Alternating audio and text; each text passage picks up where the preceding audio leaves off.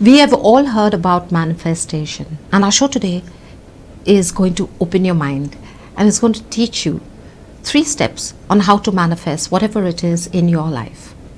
Hello, everyone, and welcome to the Now in Times Talk from the Heart. Our guest today is Dr. Larra Shah, an international mindfulness coach and a heal and manifest therapist.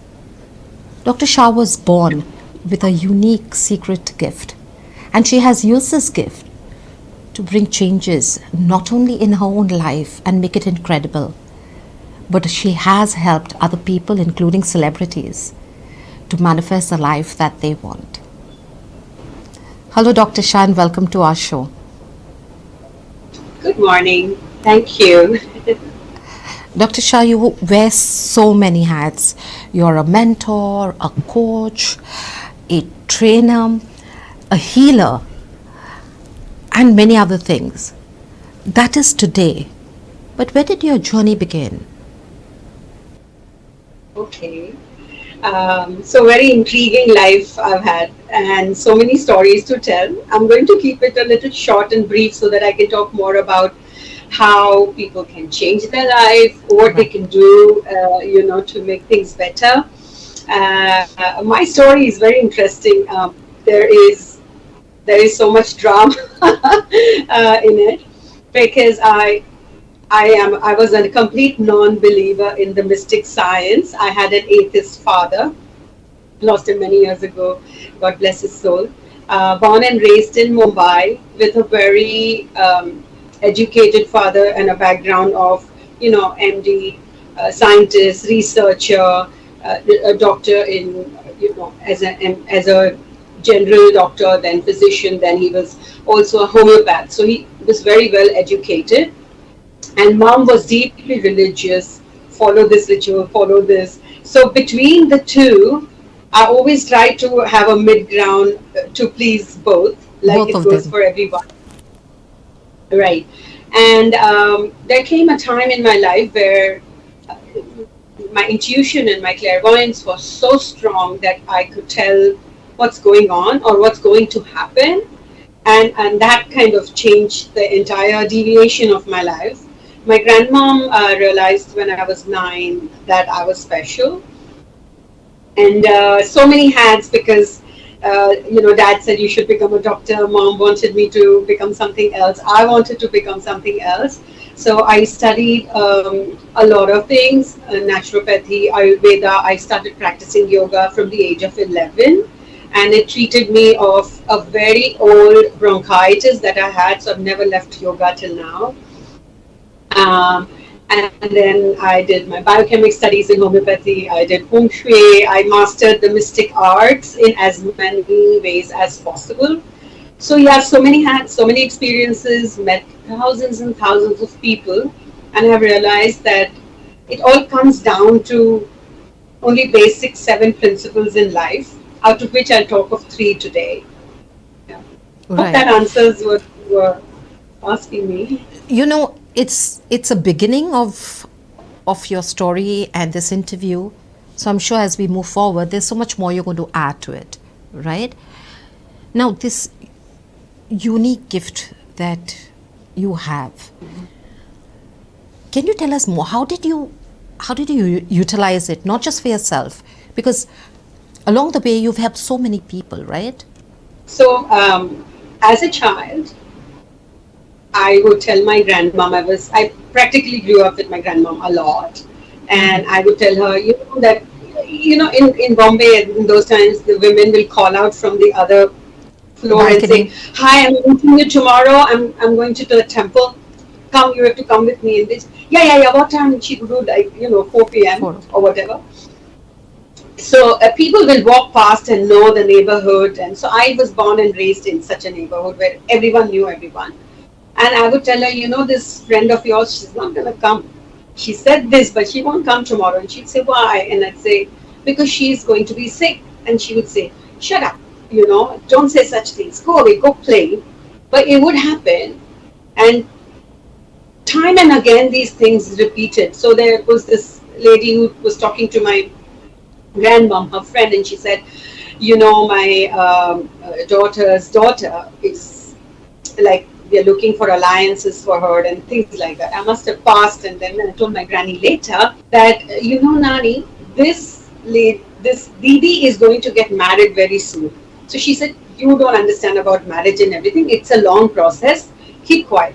But within 2 months, they found an alliance and they had to marry quickly because she had to go internationally and things like that. Mm-hmm. So many events unfolded, and then one day my Nani couldn't control herself and she said, how do you know all these things? I know you are smart and things like that. I said, well, you see them too, right? I see these little color bobs and they talk to me and I can tell what's going to happen, and you see it, right, Nani? So she said, yeah, we all see it, but don't talk about it. Be Right. silent, be with it. So I was like, okay.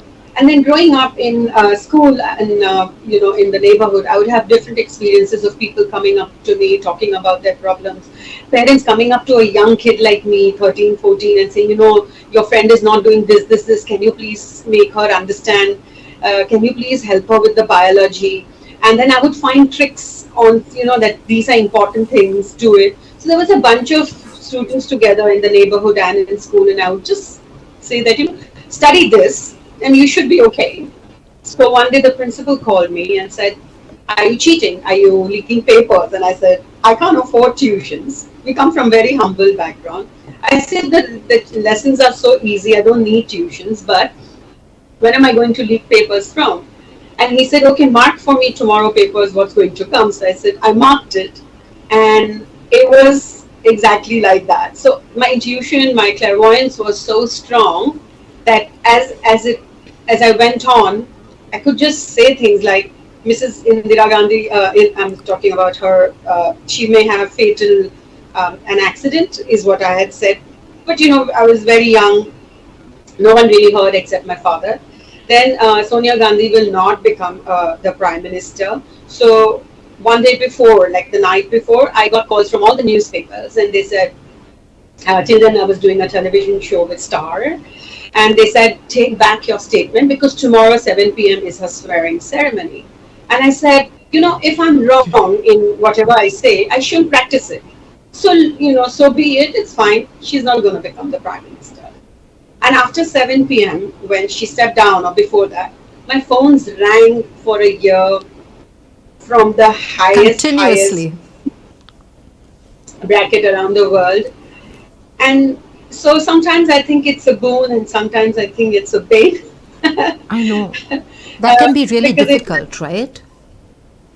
it can be overwhelming, I can only imagine. and yeah, and also, people. So ultimately I became, I'd say, an accidental professional because people found me, I got written about, and overnight I suddenly had to charge people. So for practically 8 to 9 years, I was giving advice to people in my home over a cup of tea and telling them, do this, do that, if someone came with a problem, not knowing that I was actually predicting their future. I didn't even know that these gifts are how I say these things and why it happens.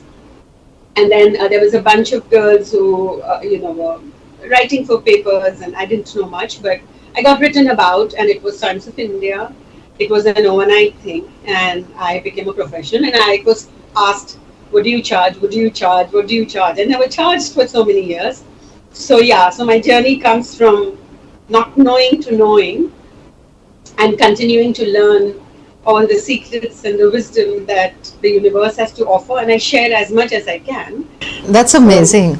That's amazing. Now, you are a mindfulness coach. You train people how to manifest what they want. How, if I were to ask you in very simple terms, Dr. Shah, we just want to know in very simple terms because there are so many videos and so much of matter online about manifestation. How would you define it? everyone, practically everyone on this planet does that, practices it at some point in their life. They just don't know the power of how to increase it, how to unfold the layers that hide it. Because I was gifted and I kept practicing on the gift a lot. Like I told you, my background is between, atheist and deeply religious. So my granny would take me to the temples, and there would be meditations and things like that. Every human being has this power in them, and I can start simply by saying sixth sense. Right? Give me one incidence of sixth sense for you. I woke up one morning and I just knew that this friend of mine, I've been thinking about her for a few days. And every time I say I'm going to call her, every time I go home every evening, I forget, or there's something, you know how it is. And the next day, I just had a feeling that she's going to call me. And she did. And I was like, oh my God. I knew, you were going to call me. Yes. So you're right. And you were also talking about, envisioning me today in certain colors. You want to share that? Yes, as I'm talking to the audience, because when I was deciding what to wear today, I said I want to wear something that will match with Dr. Shah, and I had a feeling that she is going to be wearing blue or white and cream. I said, I know there's going to be some blue or a light blue or a dark blue, and there's going to be a white and a cream, and I'm going to wear something that's going to match with her. And then when I saw her, I was like, oh my gosh. So, yes. I'm loving this. So, manifestation, let me come to that. Manifestation is being in the zone of the fourth dimension. I'll simplify it. Everything on Earth, planet Earth, is three-dimensional, right? Everything that we see, everything that we do is on the three-dimensional when we see everything. There is also the fourth dimension, which is created by our mind when we do imagination. If I say close your eyes and don't think of a pink elephant, what happens? I'll think first of the pink elephant. Exactly. And this four-dimensional world has its own way of working. And when you touch on it, it's manifestation. That will happen. So, like say, for example, for the interview, you were in a zone. I'm going to talk like this. We are, these are the discussions. You think of everything, the whole role, right? It's planned in your mind, and you're in a zone. So you were in your 4D zone, which is the theta level or the alpha level of the brain wave, right? We have 5 important brain waves that we talk about. The doctors talk about more. So one is the brain wave that allows us to do what we do, like that beta. And then we have the theta when we sleep, right? And that's when the subconscious wakes up. So it is actually very easy. So when you're in the zone of a thought of what is she going to wear, your imagination went into your fourth plane, which knows everything. Your fourth dimension, your fourth world. And that's all you need to touch.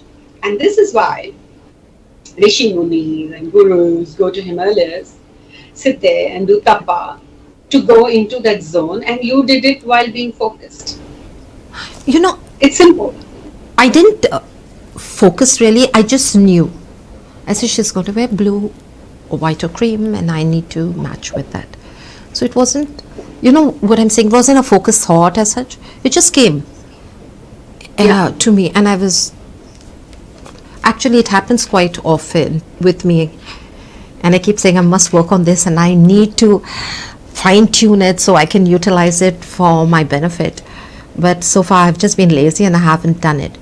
But for sure, after this interview, I'm going to pay more attention to it. So firstly, we'll take the lazy part away. You're out early in the morning working, enjoying, loving what you're doing. I do. Right? And also sharing what you can learn from others. So it's wonderful. So we'll take that out. The words that we use for ourselves work on us.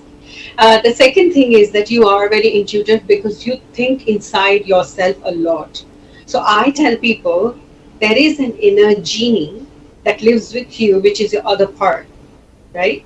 So let's say someone has planned to go to the gym, and in bed they're thinking, I'm tired, yesterday was the late night, I have so much to do, should I go or not? And it is this 5-10 second window when you decide whether you want to go to the gym or you don't want to go to the gym. And that is the zone that you are in. And we call it the thinking zone. But you just decide whether you want to do it or not. So brain tricks you. So your inner genie is with you walking along all the time, Maria. And it helps you a lot. So you have to just recognize it. And everyone's got it, like I said. So you thought that you didn't focus, but you did go into what is she going to wear? Yeah. That question enough can give you answers. So Right. I really want to share one of this most beautiful ways of going into that zone a little later that I learned from Dr. Deepak Chopra, who is an international influencer. And it was incredible how we shared ideas and meditative tools with each other, because he also is very open to taking advice. So, like I said, I would love to talk about it a little later after we are in the flow of how to do things. Yeah. All right. Now, this is a $1 million question. If I have a dream and it comes from deep down within, and something that I really, really, truly want, how can I, on that fourth plane that you have been speaking about, can I manifest it and make it happen? So, half the job is done by knowing what you want, by craving what you want. 90% of the people don't know what they want. There's very lack of clarity in people. When we have a very deep desire or a dream that I want this, 50% of the work is done. Most people, in children in school, like I had, should I be a doctor? Should I be this? Should I be an artist? Should I be? There is a should I be, would I be, can I be questions that surround everyone. A lot of people think, should I do a job? Should I try and be an entrepreneur? Some people say, should I retire or should I continue to work? Some think, should I live here or should I go there? So there's a lot of confusion on where someone wants to go or what they want to do. And if you have a dream and you have clarity, you can make it happen. Because the first rule of manifestation is you have to know where you want to go and why. I'll give you a simple example. If you are craving Italian food, okay, and you say, you know what, this evening we are going out for Italian food, you look up a restaurant, you check the stars, you look at the menu or whatever, book a table, and you know my table is for 7:30 p.m. You prep at 6:30, or plan your office work in such a way that you can reach the restaurant at 7:30, and then you sit there and you have delicious Italian food that you wanted. So much of preparation went into that, right? But because you knew you wanted to have Italian, you ended up having Italian. Now let's say this evening after work I'm hungry and I'm walking the streets of New York, and this has happened. And it's one of those Mexican New Years where there are hundreds of people on the street, and I'm not sure what my friend wants to eat. I was very clear I wanted to have Mexican, but it's impossible to get into a Mexican restaurant or a bar because it's the New Year. Right. So we end up going into one place. How about we just have fries, something like that? We go there, and it was a disaster. We didn't get served properly. She didn't get what she wanted. So when you don't know what you want, this happens. But when you know what you want, probably that restaurant didn't work out for you, or the food wasn't good, but you knew, and you prep and say, I know that this food is better. Can you give me this dish? So preparation is important, and opportunities, when they meet preparation, it is manifestation. Right.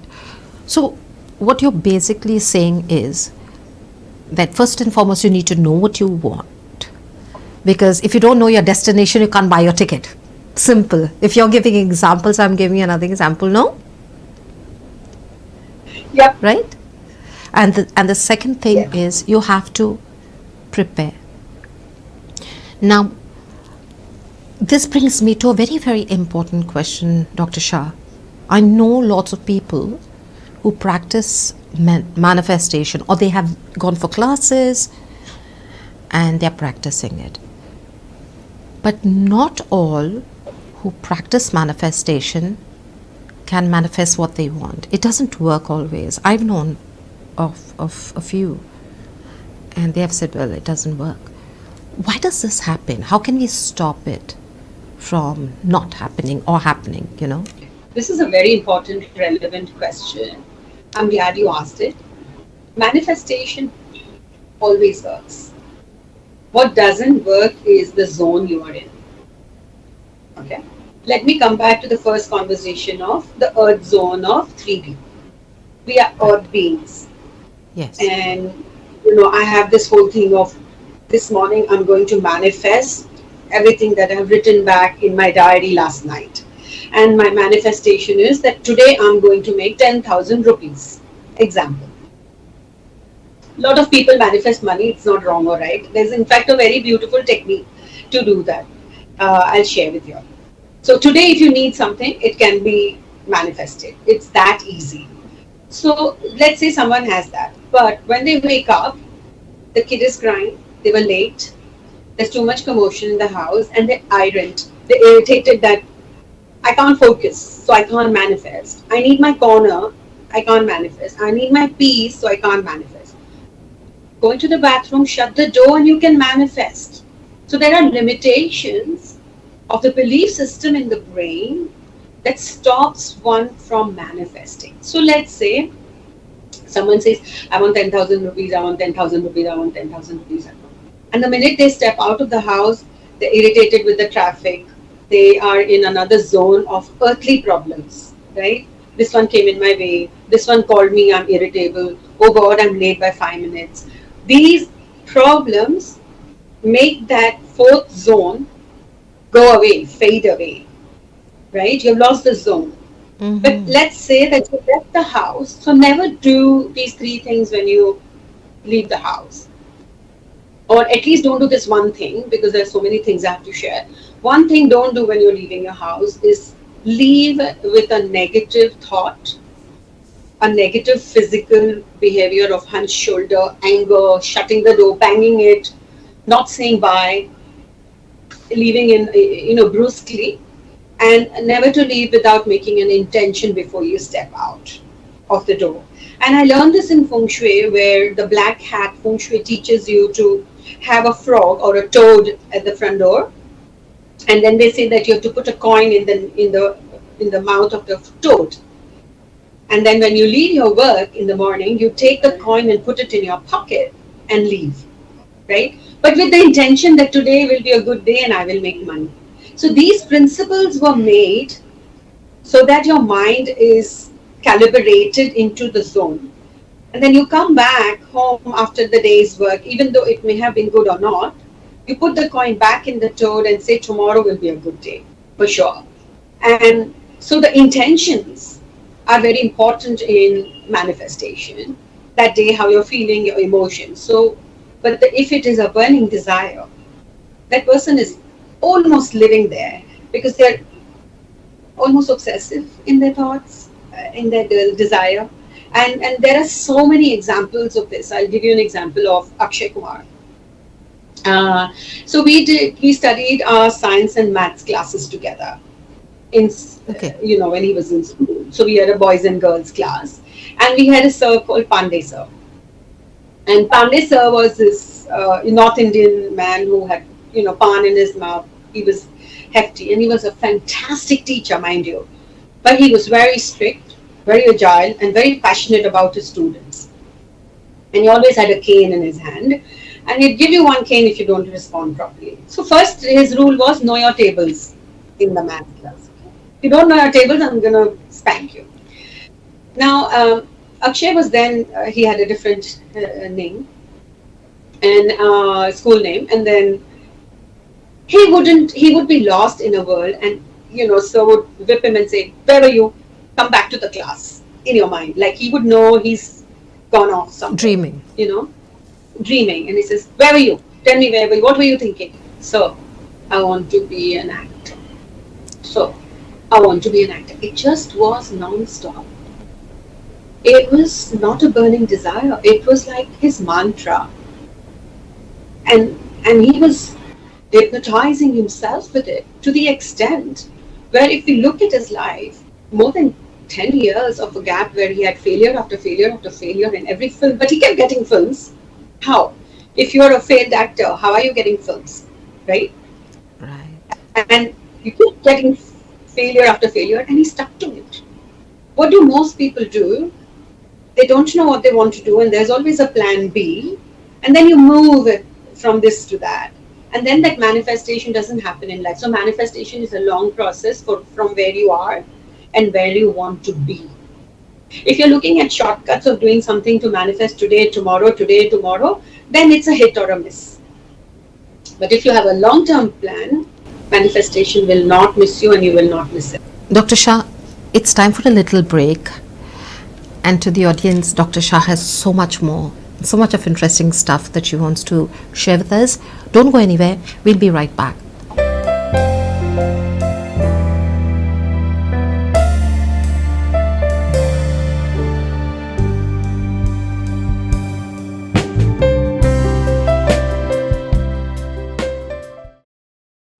Hello, everyone, and welcome back to the Now in Times Talk from the Heart. We're in conversation with Dr. Shah, who is teaching us about manifestation, about mindfulness, and very interesting things. Dr. Shah, welcome back. You have been talking about manifestation, and you said earlier you're going to teach us some techniques. Can you now tell us, because I'm sure the audience, like me, are waiting, because we want to manifest and we want to get all the things what we deserve and what the universe has said is our right. So Dr. Shah, tell us your techniques. So two things I want to share. One is the first thing that I discussed was being in the zone or being intuitive and listening to your little inner genie, that little voice that talks to you, right? And the second thing I want to talk about is how you can manifest something that you want today. It's a beautiful technique. It works every single time. And I know many Bollywood celebrities who practice it. Okay, so the first one is intuitive, is to have a sixth sense, where we say, I'm feeling it in my gut. It's an instinct. And this is a very feeble, soft sound that comes in your mind or in your heart. And I believe our heart is superpower. Our heart knows before the brain knows. Our body knows before the brain can synchronize with it. Quite often, even before, like if there's a fire or something, you will instantly move away. Even when you're driving, you kind of anticipate what may happen and your body reacts to it. So I feel that you have to trust your body and your heart more. And for intuition guidance, if you were to, I will share with you Dr. Deepak Chopra's meditative process that he shared with me, where he says that every night before you go to sleep, just close your eyes and be in the zone of just relax. So take deep breaths. I tell people to take 3 deep breaths. Take 3 deep breaths, sit down with yourself and just ask the question, who am I, to the universe? And as you present yourself often in this meditative state, at one point, your fourth plane will tell you, who am I? Who are you? What is your role in your life? So the next question is, what am I? Third, you could ask is, why am I? So what am I supposed to do here? What do I do here? These 3 questions are very important. Who am I? What am I? Why am I? And you keep asking this question repeatedly over yourself. And when you close your eyes, you will, like you said, I didn't focus, Lara. I just knew. And this I just know comes. And it's very purposeful because it's not driven from our logical mind. It's driven from a very subconscious, powerful, super intelligent side of human beings. So our infinite intelligence is where you tap in. When you close your eyes and take 3 deep breaths, you are intuitively going into your super intelligence. So the first thing is, when you practice this many times, your intuitive sirens and your signals become very sharp. That's the first one. The second is, how can you manifest something that you want today, right? So like I said, that if you want to eat Italian, you need to prep. You or you know an Italian restaurant down the street and you just walk there. But if you didn't, so now you need to prep, because tomorrow, let's say you have an interview for a job, or you have a very important mission to complete, or a goal, or a business meeting, or a proposal, or you have to talk to a girl, something. And for you, it's very important. Then the night before you sleep, just before you're sleeping, your brain goes into the alpha theta level, okay? And when it is there, you are kind of slurred, you're in a very sleepy state. That sleepy state has a vibration of waking up your subconscious. And when you put an intention that tomorrow will be a great day and I want to achieve this, for example, we'll go back to 10,000 rupees. Yeah, I want to receive 10,000 rupees tomorrow. Look at the words, okay? It's always in the present and affirmative, in the positive, and like you have received it. So you say that I want to receive the 10,000 rupees. I'm going to use it for so and so purpose, and I'm going to feel extremely happy that I have achieved what I was valued for today. So your 10,000 rupees, how important is it for you, is important for your heart to know, and your subconscious to know that, oh, she really wants it. Let's find a way to open the doors. So the following day when you wake up, you go to your bathroom, shut the door. Hopefully you have a mirror there. In that mirror, just look at yourself and talk to yourself exactly you did one day before in bed, the night before, that I want to receive 10,000 rupees. I received 10,000 rupees today. And My I'm day enjoying is it. very, I'm enjoying it. But you focus on what your ask is. Your ask is 10,000 rupees. So I received my 10,000 rupees today. I enjoy my 10,000 rupees for my education fee, or to buy something for my mom, or whatever it is, and I will utilize it well. And the third is, I'm so happy in my heart that I feel valuable, and as I receive this 10,000, knowing that you will receive it. So now you're preparing to meet the opportunity. The minute you're in that mode, and then you go on about doing your things, try and be in a softer, calmer zone or softness in your heart, knowing that you will, and then go about doing what you're doing, and things will open up and happen. And these tiny miracles, they show themselves in life. It's also called synchronicity, but that is more for my classes when you join them. So I just am having a 3-hour master class in September first week. And that is, in those 3 hours, you will learn to heal yourself and how to manifest with ease. And it's a community that is all going to get together. So there'll be a lot of support system that we are trying to develop. And then there will be practice sessions. So it would be wonderful if someone really wants to practice, but then don't give up.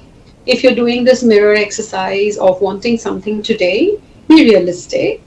You have done something to receive 10,000 rupees, then you are expecting it. For example, one of the Bollywood stars, and I can say that candidly, that Alia Bhatt has said it in an interview where she says that if I'm going for an audition and I want this film, or I'm meeting an important director and I want this to happen, I do the mirror talk. I do one night before and I do the mirror talk. I look at myself and I say, I'm receiving it, my day is good.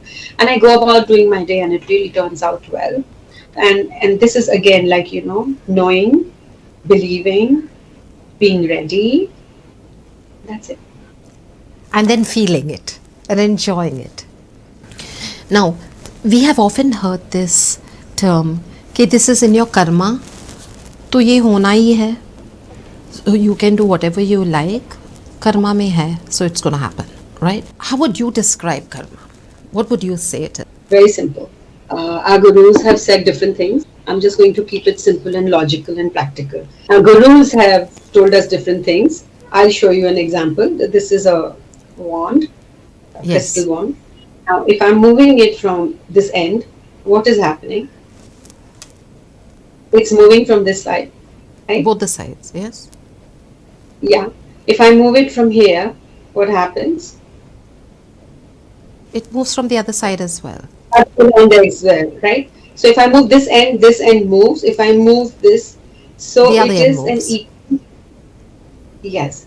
So it is an equal and opposite reaction. Right. Yes, Yes. karma is the same thing.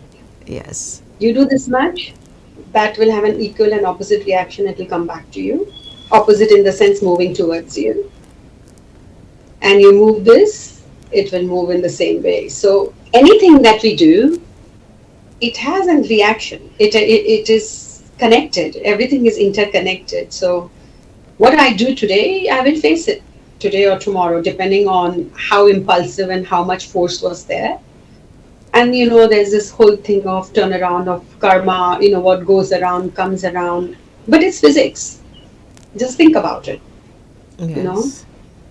So doing good and feeling blessed, saying the prayer of gratitude, it's one of the biggest ways of uh, returning back if you have done some wrong, knowingly or unknowingly.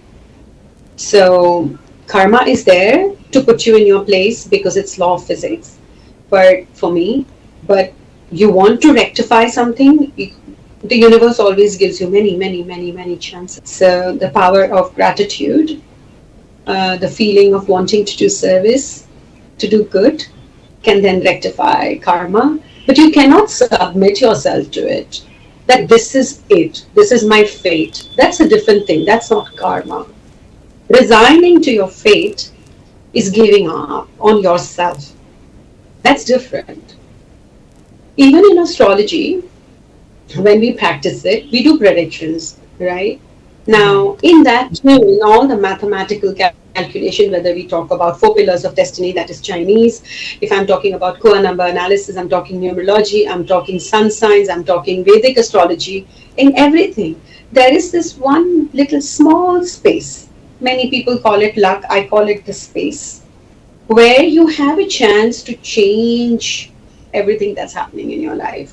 So you can't resign to fate. You can correct it and move on and keep manifesting good things for people and for you. So, what you have said, I'm just putting it in a few words, what you've said, condensing what you've said. So, basically, is karma is there. Whatever we do comes back to us at some point somewhere. But that does not mean we resign ourselves to the fact, because there are so many things we can do. There's so much of good that we can do that can maybe avert some of the bad things. Am I right, doctor? Did I say it right? 100%. Right. So now, I one of your talks, I heard you speaking about space healing. Now we live in Goa. Goa is beautiful. Our space is so far lovely. But within our home, sometimes, we feel a lot of negative energy. I know I've been to someone's home recently, and it was like I couldn't sit there for a very long time. It was like I was a little uncomfortable. I don't know how to put it in better words, just to let you know that I was like I wanted to move out. So there are some homes where you feel a sense of serenity or feeling of good. There's goodness somewhere, you feel lovely. How do we cleanse our space? How do we also heal that space? So, space healing is also called earth luck. Okay? And I have this simple way of explaining it. No one's taught me, but this is how I say what it is. So this is us human beings, right? Let me again pick up this. So this is a person's head, this is Right? the body, and this is the feet. Okay. So right above we say is the heaven and the universe, and we look up Right. and say, thank you, whatever the higher Yes. energy is. So this we say is like a 40% fate that we say is, destined. There's a little destiny written for you, and we call him the father in many cultures. So for now, we will say that that's the father, and he's written a destiny of 40% for me. And then he says, choose your way ahead and figure it out. So that comes the heart of the human being and your karma. So important point that you had discussed. I'm so happy you did that. So karma is your heart, that is 30%, and your actions, what you have conducted in this life. I can't talk about past life, we don't have any ways to go there. So I'm going to be practical and say, in this life, what good have I done? What bad have I done is going to be calculated as 30% of my destiny. Okay. And 30% is Mother Earth. She, we always call her she. She will not go with you anywhere. You can't take Mother Earth and run if there is a bomb. She'll stay there. Right? She's stoic. She's where she is. And she has 30% of our luck. So out of 100%, 40 is here, 30 is here, and 30% is here. And that's your earth luck. Okay. And your earth luck is where you live, where you sleep, where you work. Now, that is your home, your office, your factory, whatever. Okay. So some people say we travel a lot, but your home is your karmic base. So you are affected by it. What do you do to make your home a better place? 5 things that can make you a millionaire. 5 things that can help you manifest anything else that you want in your life. 5 things that will change your life if you do this for your home. Okay. We're all listening. Now we are very, very eager to know what you have to say. So the 5 things, the first one is very, very clear. Human being's brain is adapted in a way where whatever we see, we are continuously absorbing it. Right. So if you have broken things in your home, chipped things in your home, old and weary things in your home, that is so old it doesn't have any energy, or it has collected negative energy over time, you need to replace them. So the first thing is that your home is you, right? And the human brain is conceived in such a way that whatever is around us, we absorb it. In our 3-dimensional world, we see everything and we notice everything, and the brain starts to save it and keep it and say, did you see that red bag? Yeah, just go into the room, go on the left hand side, and it's right there. And it is. Right? So the subconscious mind is like a computer. It's continuously absorbing everything and saving things. When you are surrounded by broken things, chipped things, non-working things, you hit the TV and say, damn, this is not working, or the remote is not working, many things in your life will not work. Okay. Fix it. Whatever is broken, fix it. What cannot be fixed, repair it. What cannot be repaired, donate it out. What cannot be donated, throw it out. First. Right. Second is clothes that you haven't worn for the longest time. Clothes that you don't fit, that make you feel bad. One day when I'm thin, I will wear it.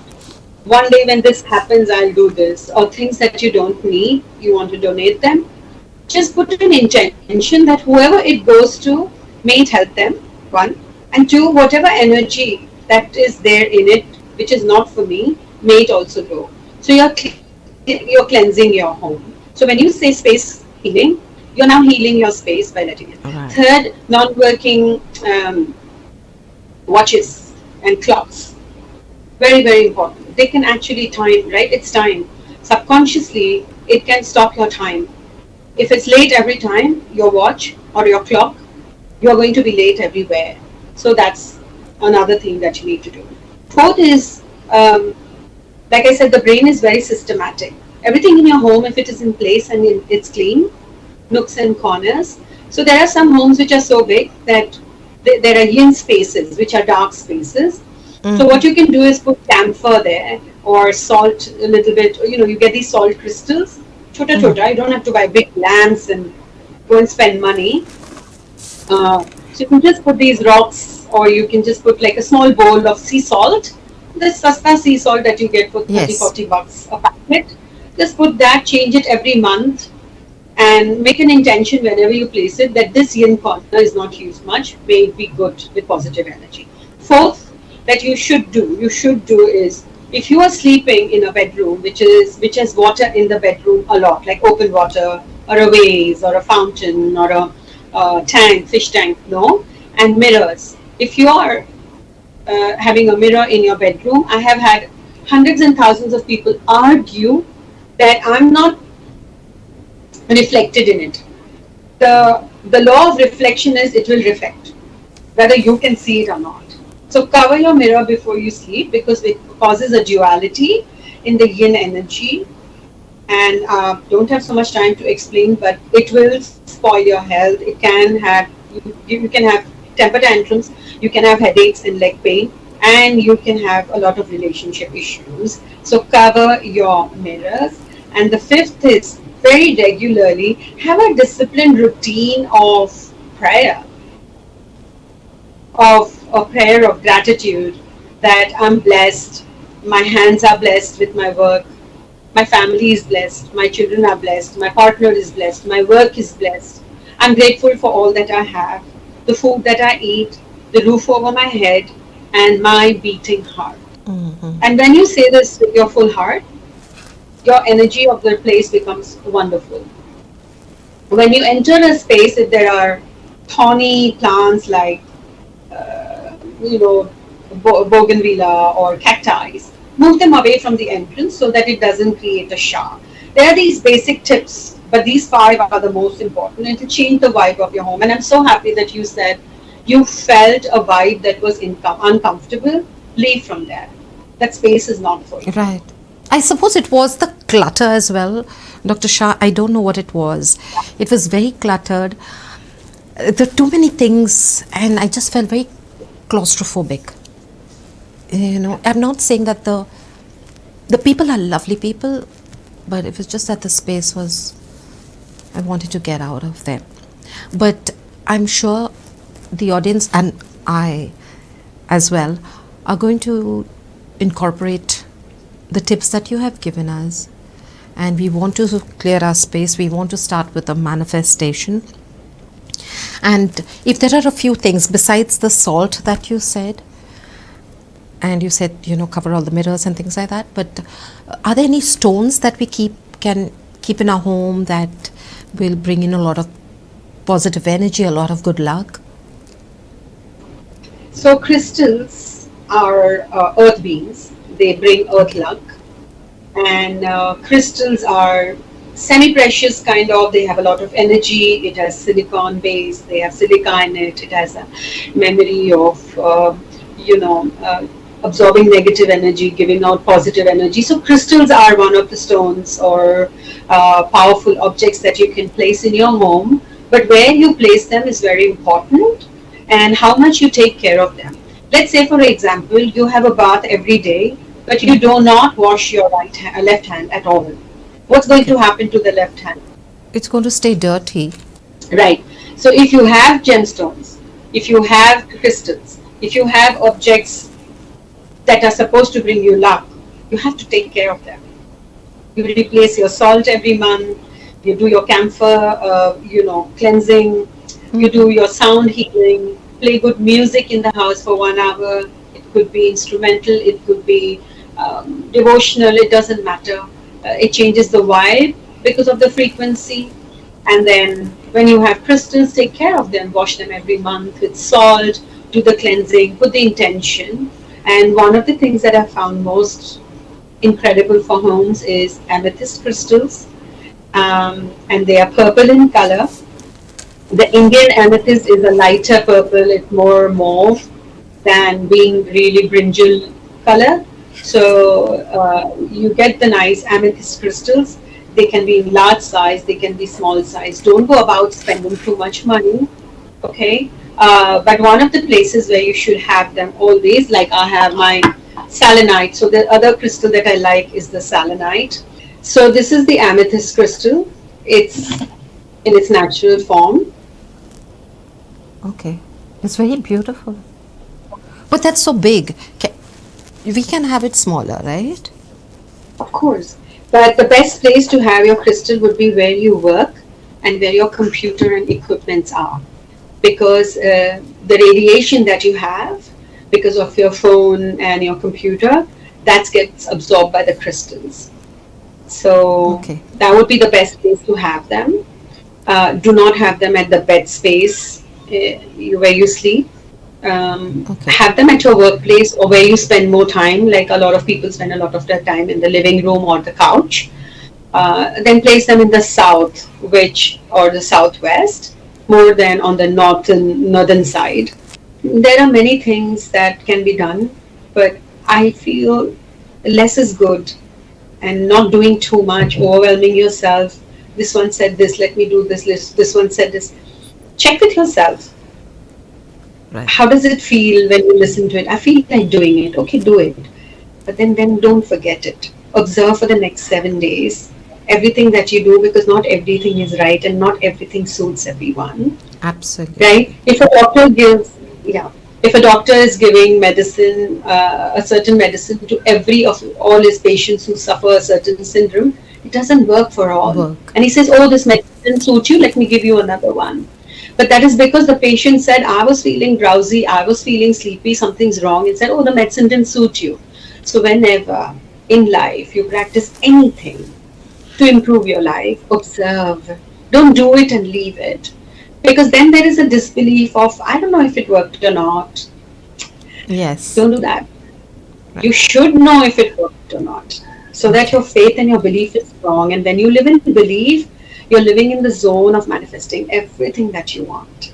That is the key to life and happiness and everything, right? It has really been wonderful speaking with you. Would you like to say something to our audience? I would just like to say that believe in yourself, believe in your inner voice. There will be naysayers around you. Don't get bogged down by that. I have countless stories of people who have not listened to the naysayers and have done what felt right. Mm. But observe yourself. Self improvement, self mastery is a continuous process. Don't stop. Don't ever stop. If it's your child, let them improve, let them make mistakes. Make sure that they always coached. Always have a coach. Have that good energy always guiding you. Not necessarily a therapist, but a coach who will guide you on how to move further rather than stop at where you need to heal. Right? Move. Just keep moving, keep going forward. This didn't work, fine, let me get this. If this didn't work, let me get this. This worked, stick to it. And life is good, life is beautiful, and enjoy every minute of it. Watch out for the tiny miracles, they happen every day. Every day. It's a miracle Count that your we blessings. got you on the show, because with all your very busy schedule, I really didn't think it would have been possible. So that's a miracle as well. So thank you, Dr. Shah. We hope to speak to you soon. And to our audience, thank you for your time, for your patience, and for your attention. Until next time, take care.